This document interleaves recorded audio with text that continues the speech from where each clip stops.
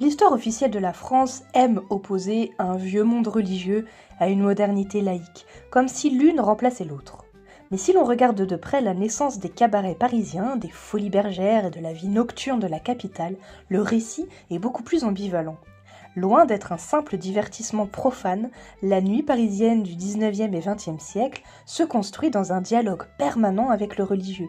L'héritage lexical, le contrôle ecclésial des mœurs, les réactions anticléricales, le réemploi de codes visuels issus du théâtre sacré.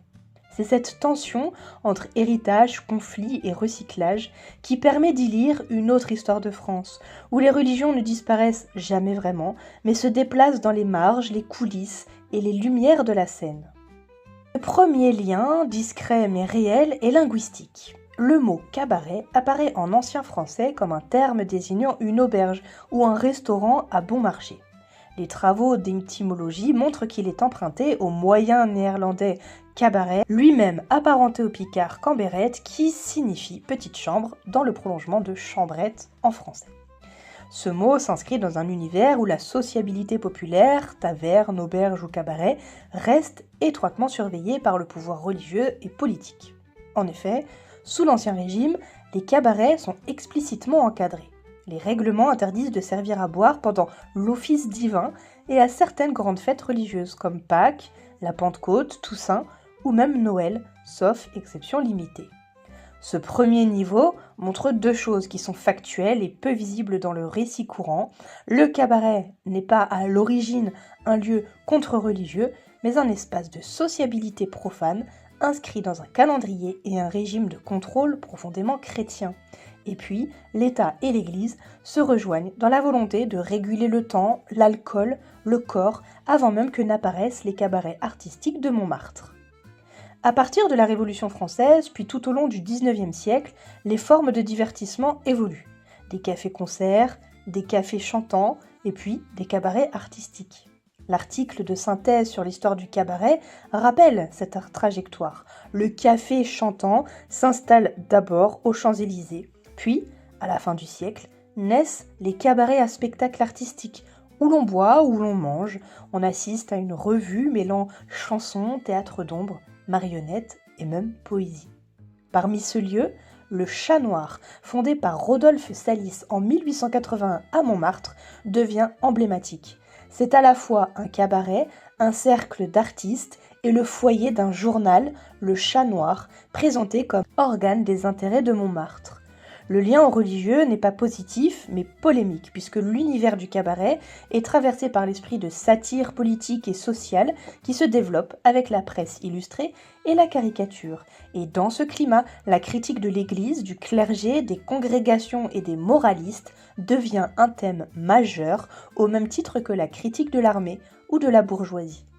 Même si le Chat Noir n'est pas stricto sensu une revue anticléricale spécialisée, des travaux sur la culture de la Belle Époque, comme par exemple les études sur les journaux satiriques et la caricature, montrent qu'il s'inscrit dans une galaxie où foisonnent publications anticléricales dont les Corbeaux, revue satirique illustrée qui se présente en 1908 comme un organe de la libre pensée française et qui mène une propagande graphique contre le clergé. Autrement dit, le cabaret parisien naît comme laboratoire de contestation symbolique dans une France encore très marquée par le catholicisme. Le religieux y est omniprésent, mais comme adversaire, cible ou repoussoir, non comme référent positif. Le cas de Montmartre cristallise cette tension. Après la défaite de 1870 et la Commune de Paris en 1871, une partie des élites monarchistes et catholiques promeuvent la construction d'une basilique expiatoire, le Sacré-Cœur.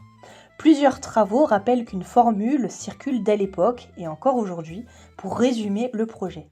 Le Sacré-Cœur aurait été construit pour expier les crimes ou les péchés de la Commune.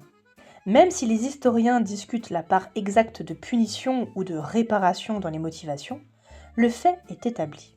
La basilique est pensée comme un haut lieu symbolique de reconquête morale et religieuse. Son implantation à Montmartre, lieu de combat de la Commune, n'est pas neutre politiquement. Or, c'est précisément dans ce quartier que la vie nocturne explose. Cabarets, ateliers d'artistes, salles de spectacle, le contraste est saisissant. En haut de la butte, une basilique blanche consacrée à l'adoration eucharistique permanente, soutenue par des réseaux catholiques conservateurs, et sur les pentes, une bohème artistique, des cabarets qui cultivent l'irrévérence, parfois la caricature du clergé, et participent à une culture républicaine, libertaire ou de libre pensée. On n'a pas besoin de forcer l'interprétation. Le simple voisinage topographique produit un paysage de conflits symboliques. Là où le catholicisme tente de réaffirmer une France pénitente, la nuit montmartroise met en scène des corps, des rires et des musiques qui défient la morale des ligues de vertu. Cette géographie est déjà en soi un récit alternatif de la nation, une France où le religieux occupe le sommet, mais où la contestation monte du bas de la colline. Les Folies Bergères, inaugurées en 1869 d'abord sous le nom de Folies Trévise, sont l'une des premières grandes salles du music-hall parisienne, conçues dès l'origine comme un lieu de variété à grand spectacle. La salle est pensée comme un jardin d'hiver avec promenoir et galeries où le public circule, boit, fume et regarde la scène. Et à partir des années 1880, sous la direction d'Édouard Marchand, s'y invente la revue de music-hall à grand spectacle avec des décors nombreux, des machineries et des troupes de danseuses, même des effets visuels sophistiqués.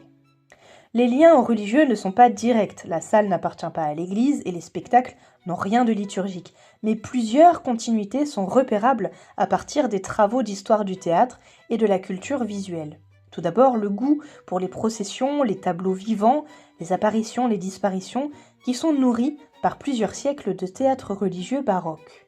Et aussi l'usage d'architecture monumentale, de lumière frontale et d'effets de profondeur, qui rappellent ce que certains historiens décrivent comme la théâtralisation des cérémonies catholiques au XIXe siècle. On ne peut pas dire factuellement que les Folies Bergères copient les liturgies catholiques, ce serait évidemment abusif sans preuve directe, mais en revanche, il est solide de constater ceci. Les professionnels de la scène, les décorateurs, les metteurs en scène, les architectes, travaillent dans une culture visuelle qui est façonnée par des siècles de spectacles religieux en Europe. Et le music-hall reprend certains procédés pour un tout autre usage. L'érotisation des danseuses, l'exhibition du corps féminin, la célébration du plaisir. On peut parler ici de contre-liturgie spectaculaire, avec les mêmes outils visuels, la lumière, les processions, la monumentalité, mais une finalité inversée. Là où le baroque catholique vise la gloire de Dieu, le music-hall exhibe la gloire du corps et de la marchandise. Parallèlement à cette efflorescence nocturne, la presse catholique et les milieux conservateurs mènent de vastes campagnes contre ce qu'ils perçoivent comme la décadence de la fin du XIXe. Les travaux sur la presse catholique et la caricature anticléricale montrent que les débats portent sur plusieurs fronts, des romans immoraux, le théâtre, le café-concert, les affiches, les images satiriques et d'autres choses encore. Et dans ce contexte, les cabarets et les music-halls incarnent, aux yeux d'une partie des catholiques, un symbole de dérèglement des mœurs, avec une mixité sociale, de l'alcool, des corps féminins exposés et une transgression vestimentaire. Et en retour, les milieux républicains, les libres penseurs ou les antimilitaristes utilisent l'image et la scène pour attaquer l'alliance du sabre et du goupillon, comme le montre l'exemple de la revue Les Corbeaux et de ses caricatures d'ecclésiastiques.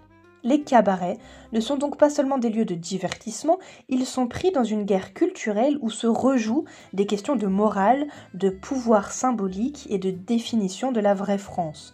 Pour certains catholiques, la vraie France est celle de l'ordre, de la famille et des églises, et pour les tenants d'une modernité laïque et artistique, elle est celle de la liberté de rire, de critiquer et de danser.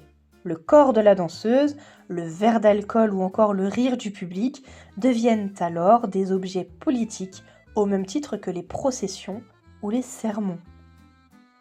Cela raconte tout à fait une autre histoire de France, puisque si on se limite au récit scolaire classique, la trajectoire semble simple. Une vieille France catholique, le triomphe de la République, la laïcité et la culture de masse profane. Sauf que l'histoire des cabarets, de Montmartre et des Folies Bergères oblige à complexifier radicalement ce schéma. Tout d'abord, le cabaret naît dans un monde structuré par le calendrier et les normes religieuses, avec le règlement des cabaretiers en fonction des offices.